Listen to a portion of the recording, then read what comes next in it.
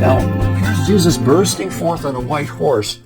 Now, let's ask ourselves an important theological question. I've got my trusty little Harmony of the Gospels here. And when Jesus gave his parable, it's in Matthew 21, it's in Mark 12, and it's also in Luke 20, and it's the parable of the vineyard. And the Lord speaks in this parable about having planted a vineyard and put around a wall around it. And of course, he's citing Isaiah 5, the song of the vineyard, where the Lord planted Israel.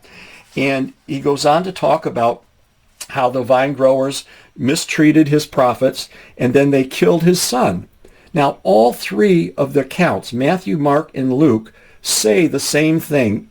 In verse 40 of Matthew 21, it says, "Therefore, when the owner of the vineyard comes," in Mark 12 and verse 9,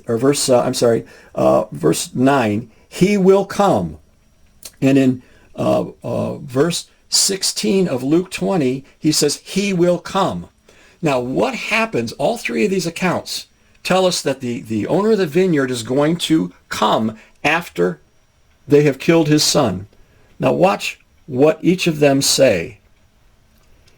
He says, "Therefore, when the owner of the vineyard comes, what shall he do to those vine growers?"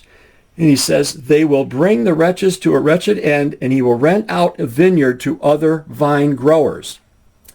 Mark 12, what will the owner of the vineyard do? Verse 9, "He will come and destroy the vine growers and will give out the vineyard to others."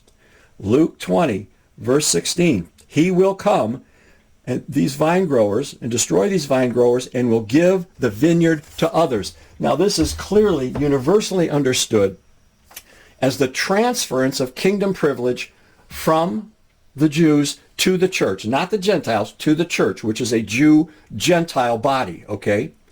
Now, here's my question. If Jesus did not come in the first century after his death and resurrection and ascension, if he did not return in judgment on Jerusalem, as the text suggests, then today, as we sit here 2,000 years later, the privilege of the kingdom has not yet been transferred to the church.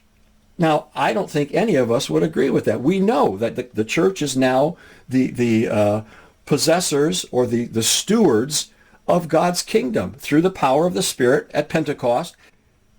If Jesus didn't come in that time to destroy Jerusalem, destroy the vine growers, then we don't have the kingdom yet.